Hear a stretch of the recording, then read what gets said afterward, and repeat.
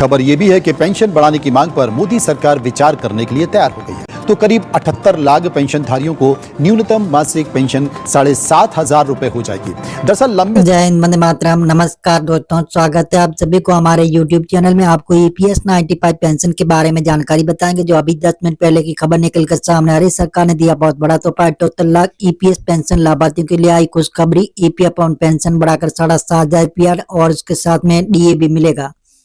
तो जी हाँ दोस्तों, अभी ताजा अपडेट निकल कर सामने आ रही। पेंशन पाने वालों के लिए बहुत बड़ी खुशखबरी आ रही। बैठक में किया गया बड़ा ऐलान। तो जी हाँ दोस्तों, दो नया नियम भी लागू हो चुका है, जो इसके बारे में आपको विस्तार पूर्वक जानकारी बताएंगे। EPF में पेंशन में बढ़ोतरी। पेंशन धारकों के लिए शानदार खबर आई, जो वित्तीय भविष्य को सुरक्षित करने में मदद करेगी। कर्मचारी भविष्य निधि संगठन EPF ने अपनी पेंशन योजना में बदलाव करते हुए पेंशन की राशि को 7,500 कर दिया। तो इसके अलावा महंगाई भत्ता भी दिया जाएगा, जिससे पेंशन धारक को और अधिक राहत मिलेगी। ये बदलाव EPF पेंशन योजना में सुधार का हिस्सा, जिसमें उद्देश्य पेंशन धारकों को बेहतर जीवन यापन का अवसर देगा। ये वीडियो हम विस्तार से जानेंगे कि पेंशन बढ़ोतरी और DA वृद्धि से पेंशन धारकों को कैसे फायदा होगा,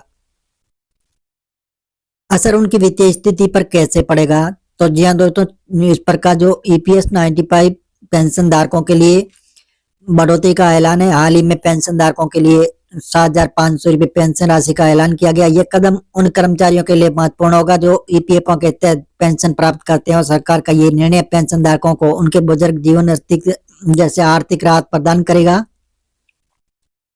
पेंशन राशि में वृद्धि। EPF ने पेंशन धारकों की न्यूनतम पेंशन राशि को बढ़ाकर 7,500 कर दिया। महंगाई भत्ता और DA में वृद्धि। उसके साथ पेंशन धारकों को महंगाई भत्ता अतिरिक्त मिलेगा, उनकी पेंशन में वृद्धि करेगा। ये कदम EPF द्वारा किए गए सुधारों का हिस्सा है, जिसका उद्देश्य पेंशन धारकों के उनके जीवन यापन में सहारा देना।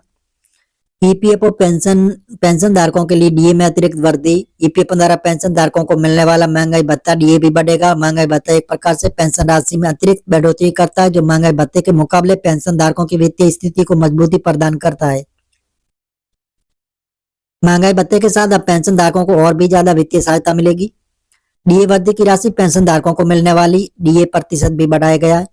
महंगाई के मुकाबले राहत। ये वृद्धि पेंशन धारकों को महंगाई से बचने और जीवन यापन में मदद करेगी। इस बढ़ोतरी से पेंशन धारकों के जीवन में स्तर में सुधार होगा और ये अपनी दैनिक जरूरतों को बेहतर तरीके से पूरा कर सकेंगे।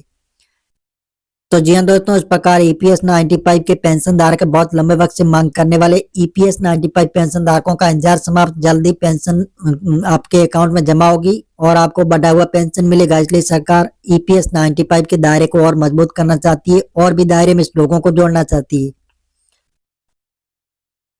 EPF पेंशन योजना का लाभ। EPF पेंशन योजना भारतीय कर्मचारियों के लिए सुरक्षित और विश्वसनीय वित्तीय क्लब है। इसकी सबसे बड़ी विशेषता यह है कि ये कर्मचारी को उनके सेवा काल के बाद नियमित रूप से पेंशन प्रदान करती है, जो उनके बुजुर्गी जीवन को बेहतर बनाती है। नियमित पेंशन योजना के तहत पेंशन धारकों को उनकी सेवा के बाद नियमित रूप से पेंशन मिलती है। वृद्धि और लाभ। EPF द्वारा पेंशन राशि में बढ़ोतरी और DA वृद्धि से पेंशन धारकों को नियमित आय मिलती रहती है। सरकारी सुरक्षा। EPF पेंशन योजना के तहत पेंशन धारकों को सरकार की सुरक्षा मिलती है, जो उन्हें किसी भी वित्तीय संकट में मदद करती है। योजना से कर्मचारी को अपने सेवा काल के बाद वित्तीय सुरक्षा मिलती है, जो उनकी आजीविका के लिए बेहद महत्वपूर्ण है। पेंशन धारकों के लिए बढ़ी हुई पेंशन और DA का असर। EPF द्वारा पेंशन में वृद्धि और DA के अतिरिक्त होने से पेंशन धारकों की आर्थिक स्थिति में सुधार होगा। इसके अक्सर में कुछ प्रमुख बिंदुओं के जरिए समझाना जा सकता है। पेंशन धारकों को मिलने वाले अतिरिक्त लाभ। वृद्धि से बढ़ी हुई राशि। 7,500 पेंशन राशि में पेंशन धारकों को अधिक पैसे मिलेंगे, जिससे उनकी जीवन शैली में सुधार होगा। महंगाई भत्ता। DA की वृद्धि से पेंशन धारकों को महंगाई के मुकाबले राहत मिलेगी। बेहतर जीवन स्तर। पेंशन धारकों को आर्थिक मदद मिलने से उनका जीवन स्तर सुधरेगा, जिससे वो बेहतर स्वास्थ्य सेवा और अन्य सुविधाओं का लाभ उठा सकेंगे।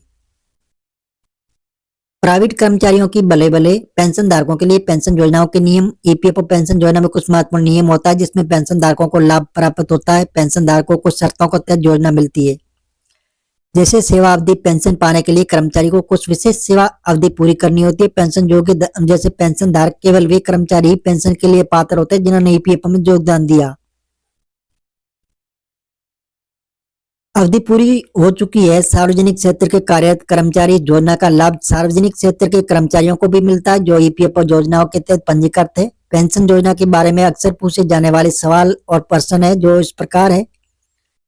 क्या मुझे ईपीएफओ पेंशन योजना में शामिल होने के लिए कोई विशेष प्रक्रिया करनी होगी? हाँ, कर्मचारियों को ईपीएफओ पेंशन योजना में शामिल होने के लिए पंजीकरण कराना पड़ता है। यदि आप ईपीएफओ के तहत काम करते हैं तो स्वचालित रूप से पेंशन योजना में शामिल हो जाते हैं। पेंशन वर्दी कब से लागू होगी? पेंशन में वर्दी का प्रभाव जल्दी लागू हो जाएगा। ये बदलाव वित्तीय वर्ष के शुरू होते ही लागू हो सकता है। पेंशन धारकों को डीए में वर्दी का क्या फायदा होगा? डीए की वर्दी से पेंशन धारकों की पेंशन में अतिरिक्त राशि जुड़ जाएगी, जिससे वह उनकी महंगाई के मुकाबले अधिक सहायता मिलेगी। क्या पेंशन धारक इस योजना का लाभ किसी भी उम्र में उठा सकते हैं? पेंशन धारक केवल अपनी सेवा अवधि पूरी करने के बाद पेंशन का लाभ उठा सकते हैं। ये उम्र के हिसाब से निर्धारित नहीं होता है। ईपीएफओ द्वारा पेंशन में 7,500 बढ़ोतरी और महंगाई भत्ते डीए की वर्दी पेंशन धारकों के लिए एक बड़ी राहत है। कदम उनके जीवन में वित्तीय सुधार लाने में मदद करेगा और उनकी वित्तीय स्थिति में मजबूत करेगा। पेंशन धारकों को अब आर्थिक रूप से बेहतर जीवन जीने का अवसर मिलेगा। इस योजना से जुड़ी सभी जानकारी को ध्यान में रखते हुए पेंशन धारक अपने भविष्य के लिए और भी अधिक सुरक्षित महसूस करेंगे। ईपीएफओ द्वारा किए गए सुधार पेंशन धारकों के लिए एक बेहतर साबित होगा। तो जी हाँ दोस्तों, इस प्रकार जो ईपीएस 95 के 78 लाख पेंशन लाभार्थियों के लिए बहुत बड़ी खुशखबरी आ रही है। बहुत लंबे वक्त से जो मांग करने वाले पेंशन धारक, अब उनको बहुत ही अच्छा फायदा मिलेगा। जो बढ़ी हुई पेंशन मिलेगी, बढ़ा हुआ ब्याज भी मिलेगा। जैसे पहले आपको 8.15% की दर से ब्याज मिलता था, तो सरकार ने अब इनको बढ़ाकर 8.25% कर दिया, जिसमें पेंशन में एक बहुत बड़ा इजाफा होगा। तो जी हाँ दोस्तों, जैसे बताया जा रहा है कि पहले आप अपने अकाउंट से किसी भी इमरजेंसी में अगर कोई आप अपने अकाउंट से पैसे निकालना चाहते थे तो 50,000 की राशि आप निकाल सकते थे, लेकिन सरकार ने अब इनको बढ़ाकर 1 लाख रुपए कर दिया। अब किसी भी इमरजेंसी में अगर आप पैसे निकालना चाहते हैं तो 1 लाख रुपए की राशि आराम से निकाल सकते हैं।